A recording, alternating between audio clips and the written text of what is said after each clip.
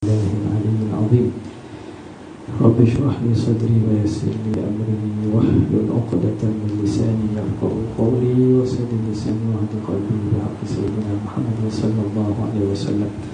اللهم ألهمنا بالعلم وزينا بالحلم وأكرمنا بالتقوى وجنبنا بالعافية.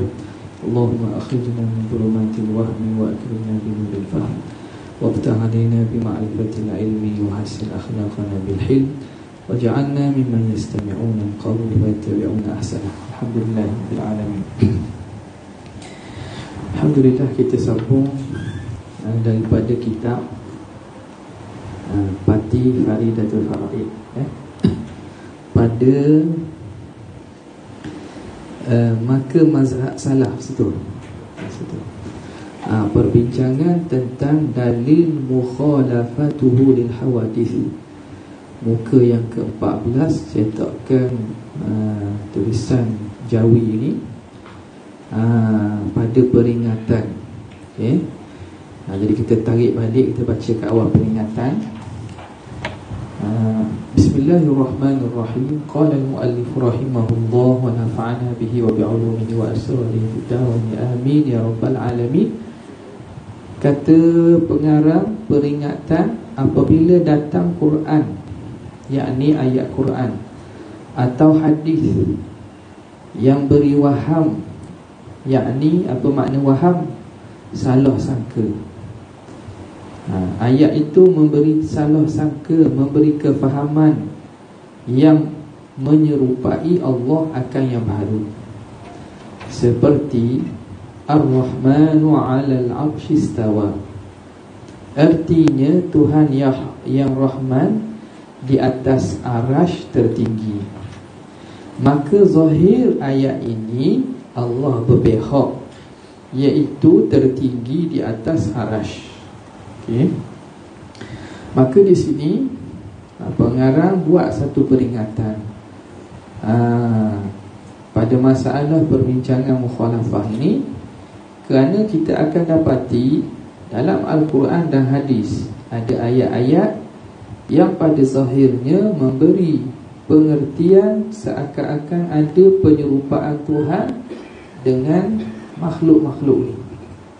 Walhal kita telah maklum bahawa Tuhan tidak sama sekali menyamai makhluk, sebagaimana yang telah ijma' dan datang dengan dalil yang qat'i, dalil yang putus, yang tak ada takwilan. Tak boleh kita nak ragu-ragu dan faham sebaliknya. Laisa kamithlihi syai' wa huwa as-sami'ul basir. Tiada menyamai akan Allah Ta'ala itu sesuatu, dan dialah yang maha mendengar lagi maha melihat. Walam yakul lahu kufuwan ahad. Dan tiadalah baginya kufu, yang serupa. Ahadun, satu pun tidak ada yang menyerupai Allah Ta'ala. Maka tidak ada lagi jalan untuk kita nak kata Allah ni ada penyerupaan dengan makhluk. Apabila begitu, ayat-ayat bagaimanakah di sana? Bila kita baca Quran dan lihat kepada hadis, ada di sana ayat-ayat Quran dan hadis. Kalau kita faham secara zahirnya, seakan-akan ada keserupaan. Contoh pengarang bawa satu je sini. Kerana perbincangan ni panjang, tawilul zail, panjang perbincangan, tapi dia ambil contoh satu yang kita boleh jadikan kaedah untuk kita faham ayat-ayat lain, iaitu tentang perbahasan tentang istiwa. Jadi istiwa dia ada makna yang segera faham, makna zahir, iaitu berjihah, bertempat, duduk, istaqarra, menetap. Dan dia juga bukan makna itu saja, ada makna-makna lain lagi. Makna-makna lain lagi, menguasai, memerintah. Okey. Ambil daripada mana makna-makna lain? Ini orang yang mengaji bahasa Arab, dia tidak akan terkeliru. Setengah daripada orang dia kata makna istiwa ni, apabila golongan yang mentakwilkan istiwa, mendatangkan istiwa dengan makna menguasai berdasarkan kalam syair, qad istawa bishrun 'ala al-'iraqi min ghairi sayfin wa damin mihraqi.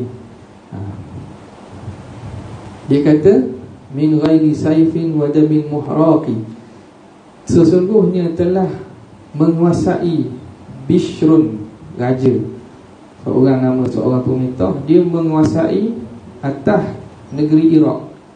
Dia dapat kuasai dan takluk negeri Iraq min ghairi sayfin, tanpa berlaku peperangan pedang, wadamin muhraq, dan tanpa ada darah yang ditumpahkan. Jadi qad istawa Bishrun, istawa dengan makna istaula. Dia kata sini tidak tahu siapa menisbahkan kepada siapa kalam ini.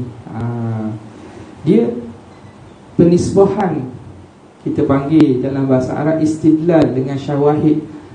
Bahasa Arab ni nak tahu makna, kita kena tengok kepada penggunaan bahasa Arab. Jadi penggunaan bahasa Arab tersebut tak mesti orang Islam sebut. Tak mesti orang Islam sebut. Banyak daripada pemahaman ataupun makna-makna bahasa, ulama guna dalilnya dengan syair-syair Arab jahiliah. Orang jahiliah tak beriman masa itu pun. Bahkan syair orang kafir boleh guna. Sebab apa? Sebab bukan bidang kita nak percaya tentang i'tiqad kufur tu. Kita nak mengatakan bahawa kalimah ini mempunyai bahasa dan pengertian bagian-bagian dalam bahasa Arab. Maka kalau orang itu atau syair itu sesuai dan digunakan, dibuat hujah, maka tak ada masalah. Kalau kita tengok, dia kata kadang-kadang kata ini tak tahu siapa kata ini setengahnya. Ada yang syair-syair lain mengatakan orang Nasrani kata dan seumpamanya. Padahal itu bukan soalnya. Banyak dalam syarak kita apabila mendatangkan penggunaan tentang kalimah bahasa Arab, mereka berdasarkan hujah kepada syair Arab jahiliah. Syair Arab jahiliah. Sebab apa? Sebab bahasa ni dia neutral. Dia neutral. Tak.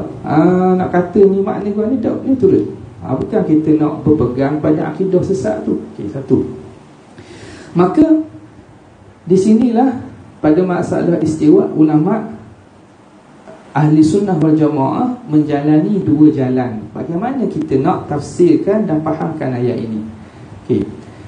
Tengok dia kata maka mazhab salaf, yakni ulama dahulu. Ni sebut terjemah mudah-mudah lah. Dari segi bahasa tu makna yang salaf ni orang yang terdahulu. Bila salaf, ulama salaf dia merujuk kepada kurun awal, yang pertama, kedua dan ketiga, sahabat, tabi'in dan tabi'in. Berdasarkan hadis Nabi, khairul quruni qarni thumma alladhina yalunahu thumma alladhina yalunahu. Sebaik-baik kurun aku, siapa yang sempat dengan aku, sahabat. Kemudian orang yang selepas daripadanya, tabi'in. Kemudian orang yang selepas daripadanya, tabi'in. Jadi mereka ini disebut dalam hadis ini kurun yang mana Nabi sifatkan dengan khairiyah, kurun baik. Maksud apa? Maknanya kalau nak tengok, nak hujah, tengok kepada apa yang dibuat oleh mereka. Mereka ini digelar sebagai salaf. Mereka ini digelar sebagai salaf. Ada yang melebihkan sampai kurun kelima pun ada, kurun keempat, kelima pun ada. Tapi yang sepakatnya tiga awal ni pun dikira kurun salaf. Yang mana tiga kurun awal ni tak ada orang jahat. Ada, cuma secara umumnya situasi ataupun masyarakat tu dikira baik lagi, masih belum teruk dan tidak tercemar sangat. Sebab itu mereka ini, apa yang berlaku ijma' ataupun ulama' mereka buat itu boleh kita gunakan hujah. Dengan itu khilaf panjang dalam usul fiqh lah. Apa-apa pun di sini salah ni merujuk kepada ulama' ini, ulama' kurun awal, ulama' dahulu. Okey. Jadi kebaikan tu memanglah ulama' terkemudian pun mengatakan wa kullu khairin fi ittiba'i man salaf wa kullu syarrin fi ibtida'i man khalaf. Baik dan kebaikan itu, setiap kebaikan itu ialah dengan kita mengikut pada salaf. Kita nak kembali kepada kurun yang Nabi kata sebaik-baik umat tu. Sebab itu ulama jadikan nama salah itu satu nama yang besar. Sebab itu nak dakwa dia salah, dia tengok betul ke tidak, ciri-ciri mereka tu menepati ke tidak dengan apa yang dipegang oleh salaf yang sebenar. Sebab ramai dan ada kelompok yang dakwa mereka salah, tapi mereka bukan salah, mereka salah. Mereka tak salah, mereka salah. Tukar F jadi H. Jadi kita tak ambuh tu, tak ambuh tu. Sebab apa? Sebab kita kena tengok salah tak salah, adakah mereka mengikut manhaj ulama-ulama tersebut. Okay.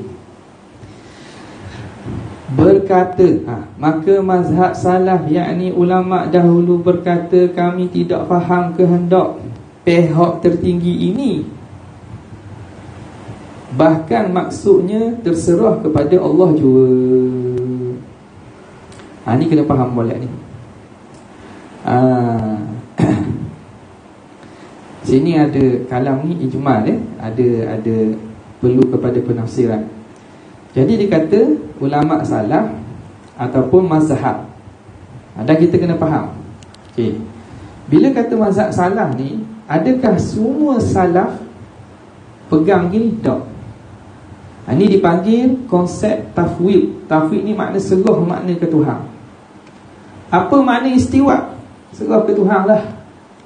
Allah Ta'ala yang lebih tahu makna dia. Nampak? Secara makna istawa tu bahasa Arab ada. Ini juga kita kena faham. Setengah orang kata, kalau faham betul-betul ni, dia kata kami tidak faham kehendak pihak tertinggi ini.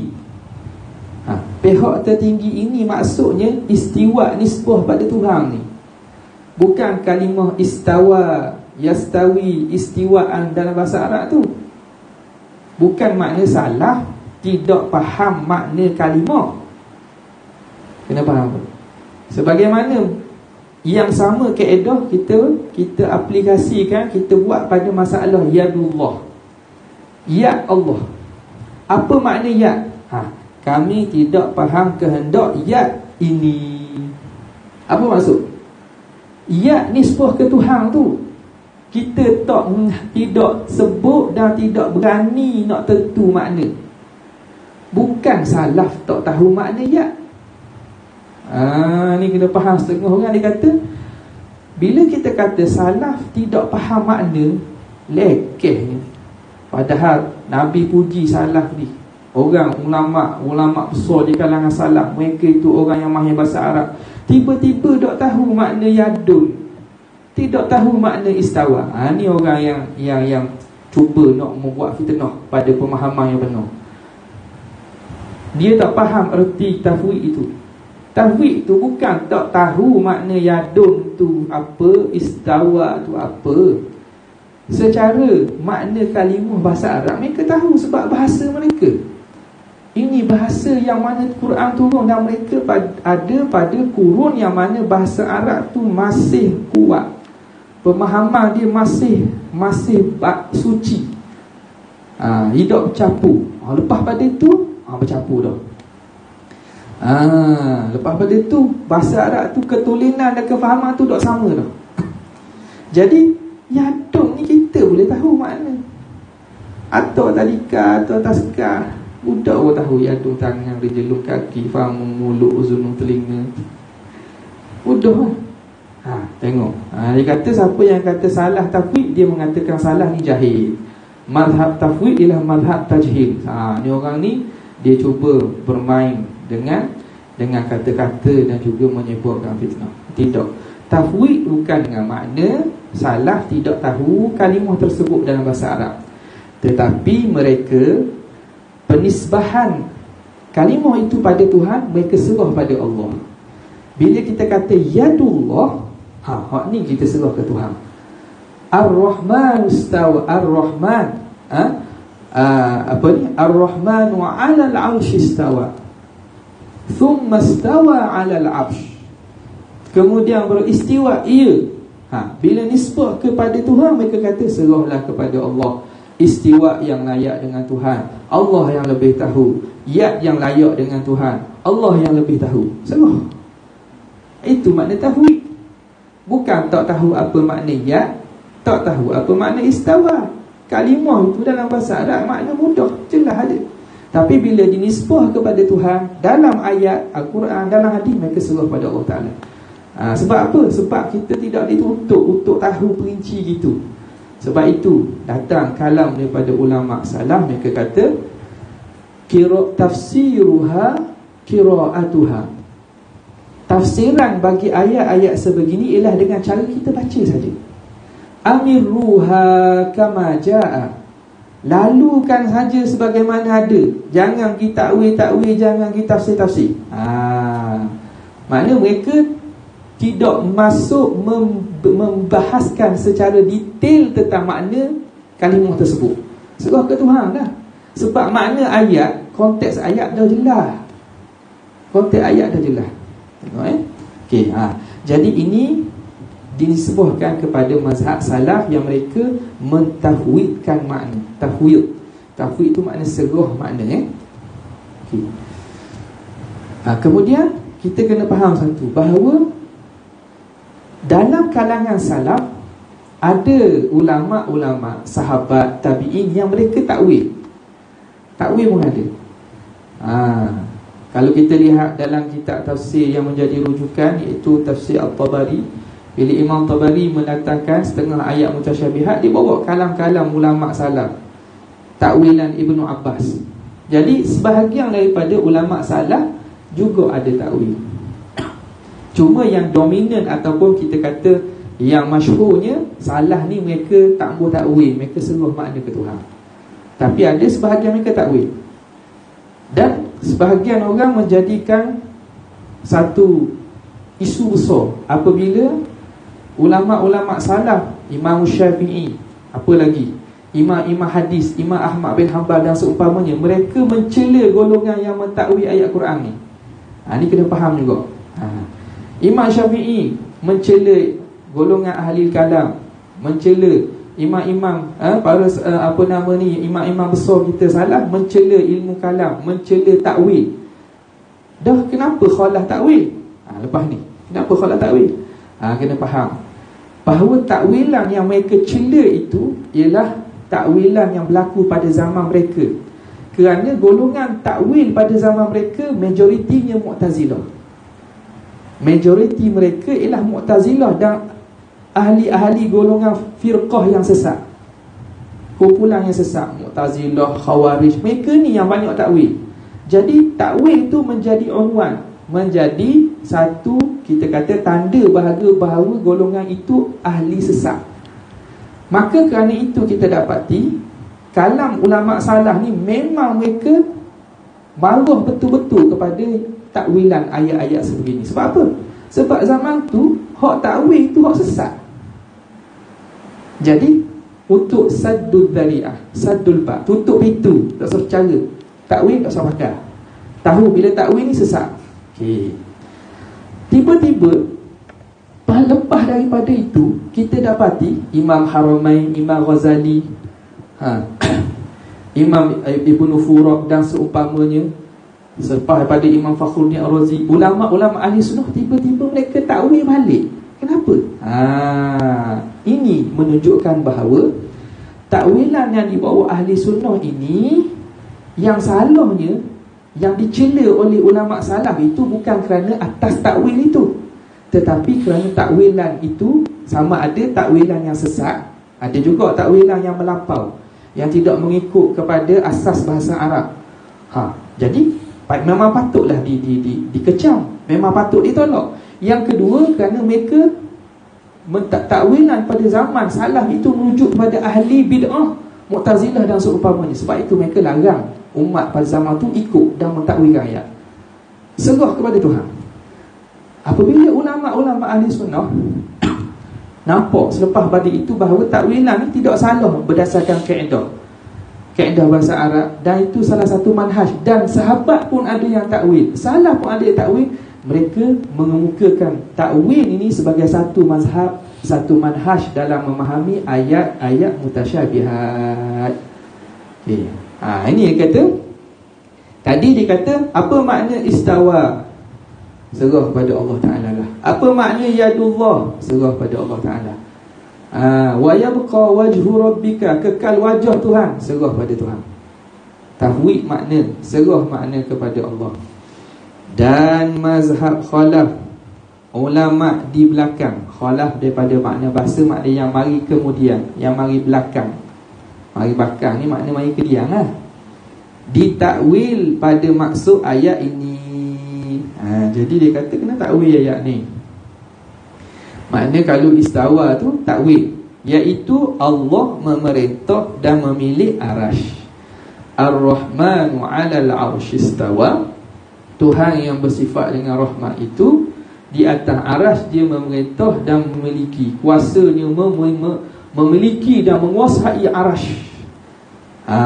Nampak? Bukan dia berada dan duduk atas pada arash, bukan. Nampak?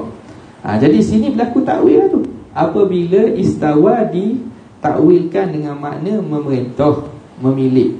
Okey. Makna memerintah, memilih ada dalam masyarakat, ada. Yang ni datang bukti daripada syair-syair daripada bahasa Arab ni. Nampak kan? Okey. Maka kerana itulah ulama khalaf, mereka ini sebahagian lah, bukan semua juga tapi dia menjadi seakan-akan majoriti ataupun ramainya, sehingga disebutkan takwil ni kepada khalaf. Mereka mentakwilkan ayat. Kenapa? Kerana konsep takwil itu tidak salah. Konsep takwil itu tidak salah. Yang dicela oleh ulama salaf kerana takwilan tu salah ataupun tujuan untuk menyekat orang daripada ikut firqah-firqah dan juga kelompok-kelompok sesat. Adapun konsep takwil itu diterima dalam agama. Bukti senang. Dia senang saja. Dalam hadis Nabi SAW dah berlaku takwil. Dalam hadis qudsi, Allah Subhanahu wa ta'ala kata, maritu falam ta'udni. Qalu kaifa na'uduka wa anta rabbul alamin. Dalam hadis qudsi, Nabi SAW cerita, Allah Ta'ala kata, aku sakit, kenapa kamu dok ziarah aku? Jadi mereka bertanya, bagaimana kamu nak ziarah kami, nak ziarah kamu Tuhan Rabbul Alamin. Jadi Allah dalam hadis tu, Allah Ta'ala sebut, atau hadis kursi sebut apa? Maradha abdi, hamba aku yang sakit. Lau uttahu lawajadtani indahu. Kalau kamu pergi ziarah dia, kamu akan dapati aku ada di sisinya. Okay. Sekarang ni hadis tu maklum dan masyhur, bahawa Tuhan kata aku sakit, apa mu dok ziarah aku? Jadi orang tanya, ya Allah, macam mana nak ziarahmu? Kamu Tuhan Rabbul Alamin, Tuhan sekalian alam. Allah Ta'ala jawab sekali dalam kursi tu, hamba aku yang sakit. Tengok, tadi kata sakit, tiba-tiba nisbah sakit kepada hamba. Ni isnadul fi'li ila ghairi fa'ilihi. Isnad perbuatan kepada bukan yang berlaku perbuatan. Siapa buat sakit? Siapa buat sakit? Tuhan tak sakit. Sebab itu soalan tu, macam mana nak ziarah kamu? Kamu Tuhan buat macam mana sakit? Jadi Allah Ta'ala sendiri kata bahawa hamba-Ku yang sakit. Jadi boleh ke gitu? Banyak. Amtaratis sama, telah menghujani oleh langit. Langit hujan ke awan? Nisbah pada langit, tapi sebenarnya awan kan. Benda tu banyak berlaku dalam masyarakat. Kita pun cakap. Gi atas laut ke rumah sebelah. Gi atas ke siapa? Gi atas ke pintu ke, dinding ke, tangga ke, kepada orang yang ada di rumah sebelah. Nampak? Itu betul takwil lah tu. Kalau budak tu benak kot kita, dia ketuk dinding, tak ada orang dalam. kita kat dinding rumah sebelah ni ambil ni. Dia tak pergi ke dinding, dia fikir orang rumah sebelah. Dia tu banyak berlaku, bahasa kita pun ada. Okey. Lalu Allah Ta'ala kata, kalau kamu ziarahi hamba-Ku tadi, nescaya kamu akan dapatiku di sisinya. Makna Tuhan ada situ ke? Tak ada orang takwil kata gitu. Makna rahmat Tuhan, pengampunan Tuhan, keberkatan Tuhan ada di sisinya. Makna kalau dia ziarah orang sakit, dia akan dapat kerahmatan Allah, dia akan dapat anugerah pada Allah, pahala pada Allah. Nampak? Situ takwil adalah kok senang lagi dalam ayat yang sama. Yang golongan ini kadang tak perasan. Macam mana orang Yahudi bila dia sebut tentang Allah Ta'ala, dia kata waqalatil yahudu yadullahi maululah ghullat aydihim ghullat aydihim wa lu'inu bima qalu bal yadahu mabsutatan yunfiqu kaifa yasha. Orang Yahudi kata yadullahi maghlulah. Ni ayat Quran Allah Ta'ala sebut, Yahudi berkata tangan Tuhan tu terikat, terbelenggu. Benda maksud apa maksud tangan Tuhan terikat, terbelenggu? Maksud benda? Kalau ikut zahir, makna tangan Tuhan terikat, kena belenggu, kena ikat. Tapi bukan, tak ada orang faham gitu. Tangan Tuhan maksud apa? Dia nak kata, orang Yahudi kata Tuhan kedekut. Jadi tangan terikat ni kinayah, kita kata perumpamaan bagi orang kedekut. Bila kedekut, dia payah nak beri, macam tangan dia terikat. Jadi Allah Ta'ala bila dalam ayat ni Yahudi kata yadullahi maghlulah ghullat aydihim, Tuhan kata ni celakalah jangan mereka, walu'inu bima qalu bal yadahu mabsutatani, bahkan ya Allah, yadahu mabsutatan, terbuka luas. Mula-mula tadi takwil tak? Yadullah tadi dia takwil kan? Sebab tak ada pun orang hatta Yahudi pun tidak maksudkan tangan Tuhan belenggu tu tangan Tuhan kena ikat. Dia maksudkan makna Tuhan tu tak beri kepada mereka, kedekut. Mereka sifatkan Tuhan dengan sifat kedekut. Memang Yahudi ni jahat, dia meletakkan sifat yang tidak layak pada Tuhan.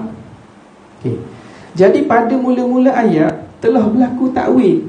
Tiba-tiba bal yadahu mabsutatan, boleh kita nak kata ya Tuhan tak ya yang hakiki makna zahir. Pelik tak? Ini makna timbang tak sama. Tadi takwil, tiba-tiba sini kena faham makna zahir pula. Bahkan kalau kita lihat pada konteks ayat, jelas-jelas Tuhan nak kata bal yadahu mabsutatan yunfiqu kaifa yasha. Bahkan ya Allah Ta'ala itu mabsutatan, terbuka luas, dia menginfakkan, dia beri sebagaimana dia nak. Makna apa? Tuhan tidak bersifat dengan kedekut. Tuhan pemurah, ikut dia nak beri, ikut dia nak. Makna nak cerita tentang sifat karam, sifat kemurahan Tuhan. Sifat Allah Ta'ala ni Razzaq, mengurniakan. Tiba-tiba dia pergi ambil yadan, mengatakan Tuhan tu ada tangan dua pula. Dua tangan. Lepas tu kanan kiri pula, ada kanan se, kiri se. Jadi benda ni, hak ni kata tashbih ni, apabila mereka memahami ayat dengan makna zahir yang menyamai makhluk, walaupun mereka kata tapi tak sama dengan kita. Belakang tu nak selamat je, ayat nak selamat, tapi berlaku tajsim secara tidak sedar. Tapi tajsim sini ghairu sharih, tak jelas sangat, sebab ada ayat lapik panggil. Ayat selamat, ayat selamat. Ayat lama ada. Jadi ala kulli hal, benda ini bukan daripada manhaj Ahlussunnah wal Jamaah. Nah, hati-hati ya. Maka tidak patut dan tidak layak kita nak khayal dan kita tasawurkan Tuhan tu beranggota, berjisim. Tak boleh dah. Nampak? dengan jelas-jelas bahawa ayat yang qat'i, yang Tuhan tidak memiliki makhluk itu, kita kena faham segala ayat mutasyabihat dalam pemahaman, dalam lembayung ayat yang qat'i, ayat yang jelas, yang maknanya tidak ada kesamaran, iaitu Tuhan tak menyamai makhluk, maka kita nafikan segala penyerupaan dengan makhluk. Ada ayat yang nampak macam zahir menyerupai, kita kena faham dalam kefahaman tidak menyamai makhluk. Baru betul, bukan sebaliknya. Masalah ni isbat dulu, baru nafi ke dia. Patut nafi dulu. Zahiruhu ghairu murad. Zahir daripada ayat itu bukan maksud yang dihendaki di sini. Kemudian apa maksudnya? Dua cara, serah makna kepada Allah ataupun takwil dengan cara yang betul. Gitulah. Okey. Ini disebut oleh Imam Ibrahim Maqani, wa kullu nassin awhama tashbiha awilhu aw fawwid wa rum tanziha. Dan setiap nas yang memberi sangkaan penyerupaan dengan makhluk, takwilkan dia, ataupun fawwidhu, serahkan makna kepada Tuhan, warum tanziha ay waqsid, qasatkan dengan perbuatan kamu tadi nak mentanzihkan Allah Ta'ala. Jadi salaf dan khalaf sepakat menafikan makna zahir yang tidak layak. Makna hakiki yang zahir yang tidak layak itu dinafikan. Makna tak, Tuhan tidak mempunyai anggota, bukan dengan makna zahir yang serupa dengan makhluk. Kemudian salah, dia kata cukup situ dah lah, cukup situ dah lah. Serah ke Tuhan tak, secara tu serah Tuhan. Selamat sikit ya. Khalaf, dia kata kita tengok makna yang sesuai dalam bahasa Arab, mana yang layak dengan Tuhan, kita fahamkan makna tu. Gitu. Okay. Jadi benda ni tidak payah kalau kita faham dengan pemahaman yang betul. Jadi di sini dia kata ditakwil pada maksud itu, pada maksud ayat ini iaitu Allah memerintah dan memilih arasy. Lagi orang tanya pula, dah Tuhan tak milik bumi, tak milik langit, apa beza? Bukan Tuhan milik arasy aja. Ni tak faham balaghah Al-Quran, tak faham ketinggian bahasa Al-Quran. Bila kata Allah memiliki makhluk paling besar, paling hebat, paling mana? Paling besar, tak ada dah lebih besar pada arah. Makna apa? Hak lain tu remeh je lah. Hak semua tu dalam genggaman Tuhan berlaku. Jadi di situ menunjukkan kehebatan kudrat Allah Subhanahu Wa Taala. Itulah dah. Ada soalan tu, Mak ni? Sebelum masuk kan?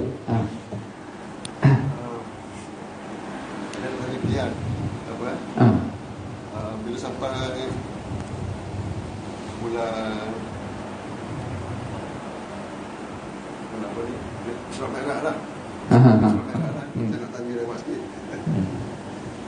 Jadi pemahaman kita lah, Nabi naik ke langit tu, dan dengan cerita lah ni, yang secara literasi lah ni, macam tak kata secara makna perkataan. Bertemu dengan Allah di mustawa, mana pada arasy kan, di mustawa. Jadi pemahaman kita orang awam ni, bila kita dengar Surat Ma'idah tu, seolah-olah je Allah tu bertempat. Sebab Nabi naik kan, dan bertemu di mustawa. Jadi kita sama kita masa zaman budak-budak pun kadang-kadang tanya kan, Nabi Allah tu mana? Kalau kita tengok Surat Ma'idah macam duduk di mustawa lah, duduk atas. Macam kita lah. Lepas tu bila dikata 50 kali solat, naik turun tu tak. Jadi kita orang awam pun tambahkan naik turun tu, awam menawar tu, soalnya bertempat lah, seolah-olahnya gitu. Untuk orang awam lah, kalau kita belajar ni. Jadi soalan saya, andainya lah pemahaman kita tu begitu, dan kita mati lah kadang kita percaya, mana seolah-olah kalau cakap betul, saya cakap asal kalau kita buat budak-budak, kalau kita tak belajar dekat tua ni, saya rasa kebanyakan ni mana bila bertemu dengan Allah tu, walaupun adalah cerita-cerita pertemuan macam-macam kan. Tapi kalau kita ni budak-budak, kita rasa macam bertempat lah. Ataupun kalau kita tak belajar betul-betul ni, masa macam Fahaman cara literally, cara bahasa. Okey. Okey. Dan kalau budak-budak mati dosa tak? Tak, kalau mati dalam keadaan budak-budak dosa tak? Tak belajar. Maksud saya, budak-budak dah Tuhan, budak-budak tak apa. Yang tak belajar. Ya, tak apa. Saya faham tu. Okey. Nak tanya dulu sebelum sampai kepada maksud soalan itu. Kalau dia kata kita masa budak-budak faham gitulah, Isra Mi'raj tu Tuhan duduk atas, lepas tu naik ke atas. Jadi kalau kita faham gitu, okey. Dan kalau masa budak-budak kita faham gitu, akidah masa budak-budak jadi ke? Dah. Dah bukanlah yang dosa tak kalau dia salah fikir gitu? Tak ada lagi lah. Sadar tu. Dia besar. Daripada budak dia besar. Dah takkah lepas balik kena belajar fardu ain? Lepas balik kan kena belajar fardu ain. Dah apa nak bakal hak faham masa budak? Hak faham masa budak tu tiba-tiba besar dah. Bukanlah dah. Nak pakai hak tu lagi. Maknanya salah siapa tu? Salah kita lah. Asal pada lepas balik kan wajib fardu ain pada setiap orang. Tiba-tiba kita tidak perbaharui akidah dan juga pengajian kita masa setelah daripada kita balik. Kita duk pakai hak faham budak-budak tu. Jadi nak salah siapa? Nak salah siapa? Salah kita lah tak? Ya kita. Jadi dah lepas tu lah. Apa dah? Lepas tu lah. Bagus soalan tu. Benda tu realiti tau. Realiti. Kalau budak-budak dia mati gitu, selesai lah dia budak-budak. Dia dah kalah. Dan sekarang ni budak-budak lagi ke dewasa dah? Ayah pada budak, tok pada budak. Kira dah nak pakai hak budak-budak ni. Sebab tu kan kena belajar fardu ain. Kan ada dah kewajipan belajar tu setiap mukalah. Dah katakanlah andai kata dia memang pegang gitu sampai matilah. Dah apa dia besar mati gitu. Buat ni hukum ni. Dari segi hukum ulama yang mengiktikadkan Tuhan bertempat di atas tu masih Islam.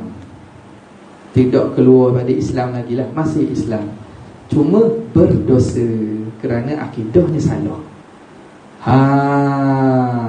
Berdosa kerana akidahnya akidah salah. Sebab apa? Lagi pula kerana dia cuai mempelajari akidah fardu ain dalam bab akidah. Jadi kalau setiap daripada seorang Islam bila dia sampai umur yang patut dia belajar, benda tu akan jadi, tak akan jadi begitulah. Pada Ghalib ni dia akan belajar tahu, oh rupanya yang aku faham dulu, kita faham masa budak-budak tu Tuhan mana. Boleh jadi besar bapa. Dah boleh pakai dah. Dah boleh pakai. Bila kita dah besar, otak kita boleh faham bahawa kalau benda besar tokoh itu bukan Tuhan. Betul tak? Nampak bahawa minda budak-budak ni tak boleh terima. Tiba-tiba masa besar jala dah nak pegang Tuhan tu gitu juga. Maknanya salah mana? Salah kita. Faham tak? Saya budak-budak kan Allah Akbar mana? Allah besar. Besar. Allah Maha tinggi. Besar. Mana bahasa dengan bapak. Besar dan tinggi. Jadi mana faham budak-budak kita? Dia tak faham budak kita faham. Hak tu tak apa cikgu. Tiba-tiba ustaz yang ngajar Tuhan tu bapak besar. Besar pada arah. Dia faham besar kot macam faham budak-budak. Tak kata ni budak akal ni akal budak-budak. Tu masalah ni. Okay.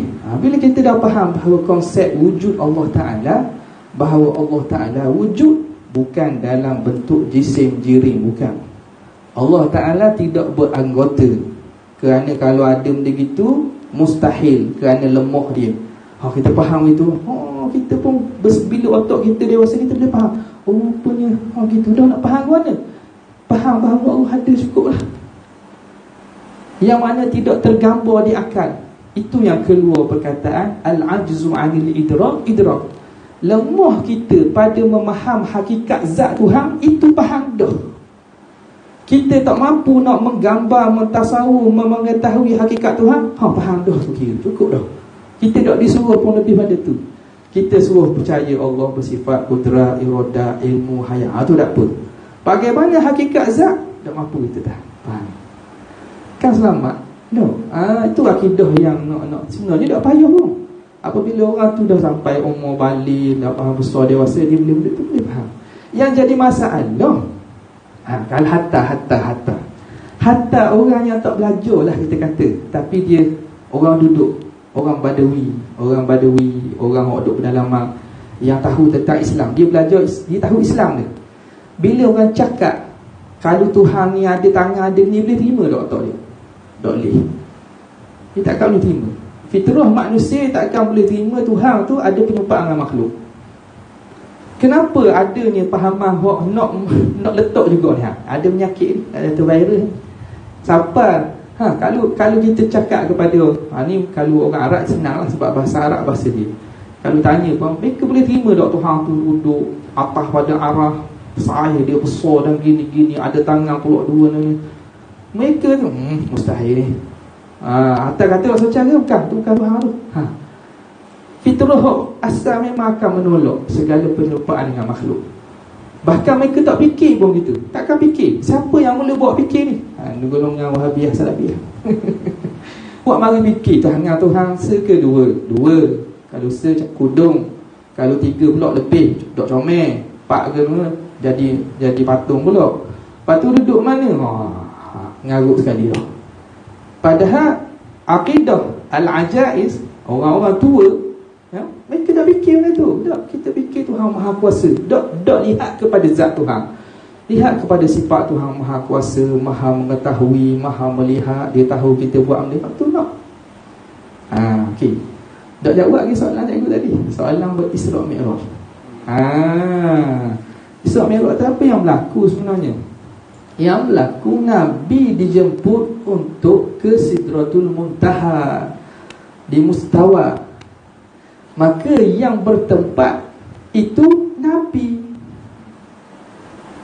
bukan Tuhan. Kenapa jemput sampai naik atas?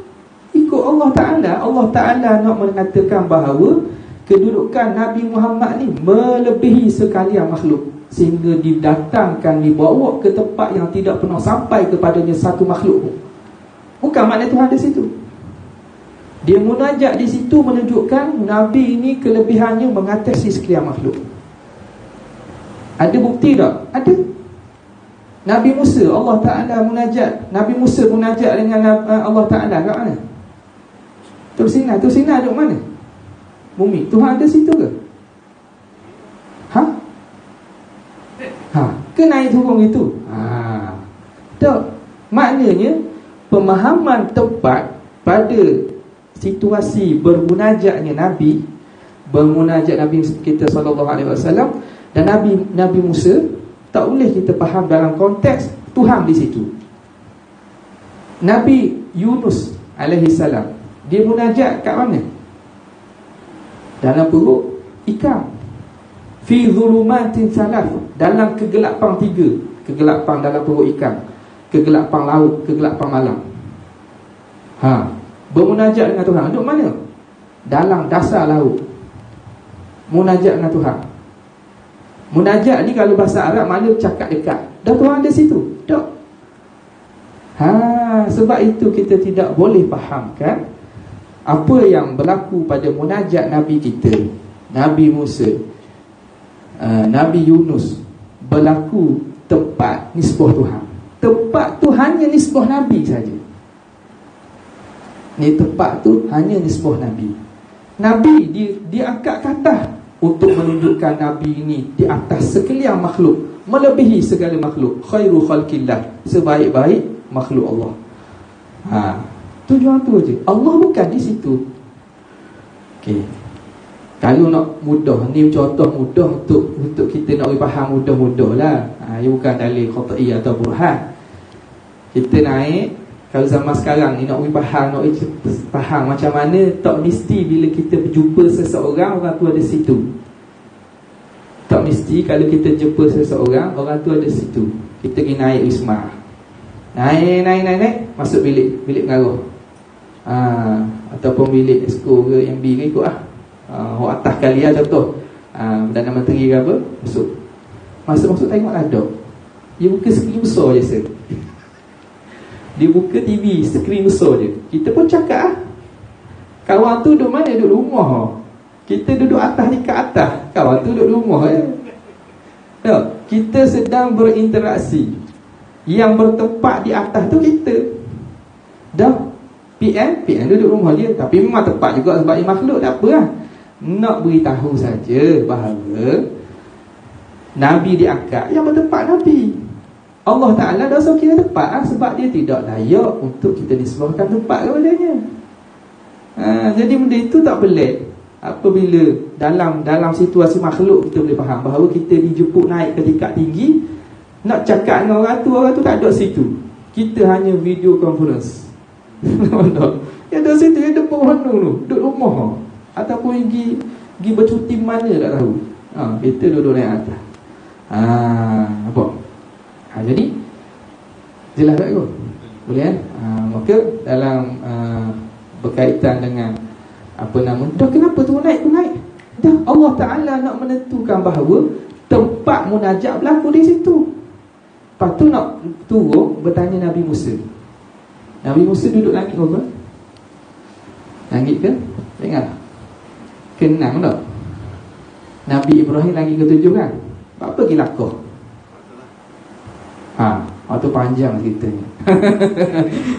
Apa pergi lakoh? Jadi mana nisbah tempat ini semua makhluk. Semua makhluk. Waktu semua kita sambung dia jelas tak? Wallahu ta'ala a'la wa a'lam. Sekadar itu saja. Wabillahi taufiq. Assalamualaikum warahmatullahi wabarakatuh.